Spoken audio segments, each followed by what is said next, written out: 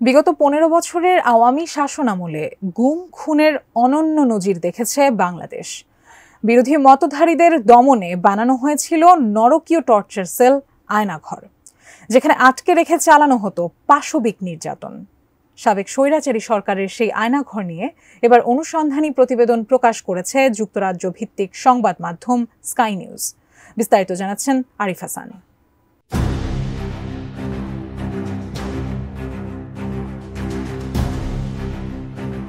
বিগত ১.৫ দশকে স্বৈরাচারী শেখ হাসিনার শাসনামলে বাংলাদেশ কতটা ভয়াবহতার মধ্যে ছিল তা উঠে এসেছে স্কাই নিউজের বিশেষ অনুসন্ধানী প্রতিবেদনে। সাংবাদিক কর্ডেলিয়া লিন্সের করা এই প্রতিবেদনে রাষ্ট্রীয় মদদে পরিচালিত গুম, হত্যা ও নির্যাতনের ভয়াবহ চিত্র তুলে ধরা হয়েছে।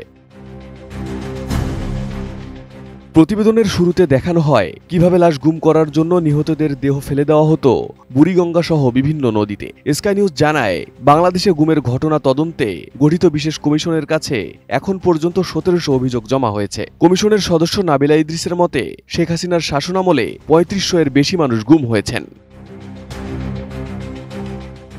সঠিক প্যাড আর সঠিক তথ্য দিয়ে এসব সামলে নিব এক হয়ে মোনালিসা স্যানিটারি ন্যাপকিন। প্রতিবেদনে উঠে আসে, আয়নাঘর নামে পরিচিত শত শত বন্দিশালায় গুম হওয়া ব্যক্তিদের আটকে রাখা হতো। এই বন্দিশালাগুলোতে বছরের পর বছর ধরে চালানো হতো ভয়াবহ নির্যাতন। তদন্তে উঠে এসেছে, বন্দীদের ওপর বিদ্যুৎ চালিত চেয়ারে অত্যাচার চালানো হতো।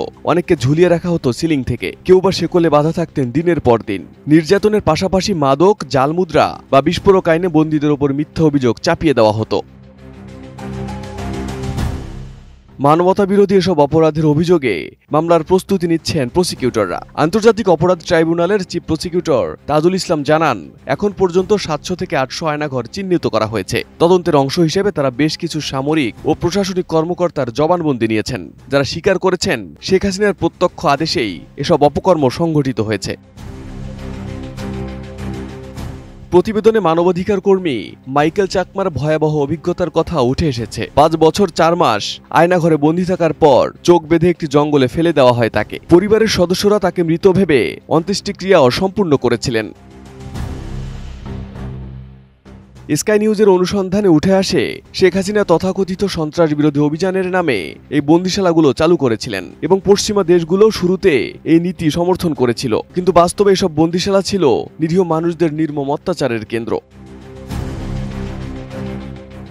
শেখ হাসিনা ক্ষমতাচ্যুত হওয়ার পর আয়নাঘরের গোপন তথ্য প্রকাশ্যে আসতে শুরু করে। গুম হওয়া ব্যক্তিদের পরিবাররা এখন নতুন করে আশার আলো দেখছে, প্রিয়জনের সন্ধান পাওয়ার প্রত্যাশা করছে। তবে ভারতে আশ্রয় নেওয়া অভিযুক্ত শেখ হাসিনাকে বিচারের মুখোমুখি দাঁড় করানো নতুন বাংলাদেশের জন্য বিশাল চ্যালেঞ্জ হয়ে দাঁড়িয়েছে।